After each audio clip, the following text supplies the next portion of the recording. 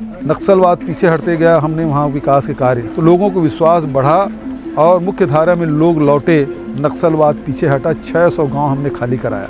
इन्होंने तिलका मांझी को अपना आइडियल नहीं समझा, भगवान बिरसा मुंडा, भगत सिंह जी या सुभाष बाबू को अपना आइडियल नहीं समझा। इन्होंने आदर्श किसको कहा?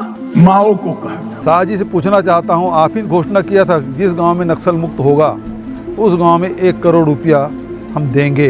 अब नक्सलवाद आज 31 मार्च है, समाप्त हो गया, तो बस्तर के प्रत्येक गांव में 1 करोड़ रुपया कब देंगे? आज 31 मार्च है और अमित शाह जी के कथन अनुसार आज छत्तीसगढ़ में नक्सलवाद का आखिरी दिन। कल लोकसभा में उन्होंने ये झूठ बोला कि हमारी सरकार ने उसमें मदद नहीं की। मैं चुनौती देता हूं अमित शाह जी को कि जिस मंच में, जिस जगह में स्थान और समय वो तय कर ले, मैं बहस के लिए तैयार हूँ। वो झूठ पर झूठ बोलते जा रहे हैं। नक्सलवाद के मामले में कांग्रेस का स्टैंड बहुत स्पष्ट रहा है और कांग्रेस की नीतियों के अनुरूप हमने काम किया है। राजनीतिक, सामाजिक, आर्थिक रूप से हमने वहाँ के आदिवासियों को संपन्न बनाया, वन अधिकार पट्टे दिए, स्कूल खोले, उनके इलाज की व्यवस्था की, पीडीएस साहब खोले, राशन कार्ड हमने दिए, जबकि भारतीय जनता पार्टी की सरकार ने इसे महरूम रखा था, वंचित रखा था। नक्सल मोर्चे पर 2 तरीके की रणनीति अपनाई।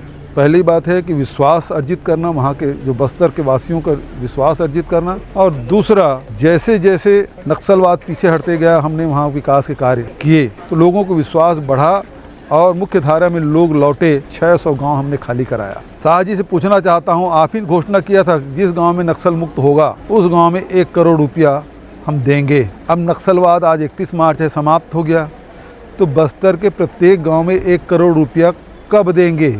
लगातार झूठ बोल रहे हैं। डीआरजी के जो जवान जो शहीद हुए, जो छत्तीसगढ़ सरकार ने नियुक्त किया था, और उन्हीं की बदौलत, उन्हीं की ताकत, उनकी शहादत से ही आज नक्सलवाद आखिरी सांसें ले रहा है। यही विचारधारा कहती है दीर्घकालीन युद्ध ही हमारी विचारधारा को फैला सकता है। उनको अपनों का भी खून बहाने से कोई परहेज नहीं है। और उनके आदर्श देखिए साहब, 10,000 साल के हमारे उपलब्ध इतिहास में कितने आइडियल, आदर्श पुरुष, स्त्री, युवा हुए, एक बहुत बड़ा लिस्ट बन सकता है। इन्होंने तिलका मांझी को अपना आइडियल नहीं समझा, भगवान बिरसा मुंडा, भगत सिंह जी या सुभाष बाबू को अपना आइडियल नहीं समझा। इन्होंने आदर्श किसको कहा? माओ को कहा, चीन का। ये आदर्श तय करने में भी फॉरेन से इंपोर्ट करते हैं।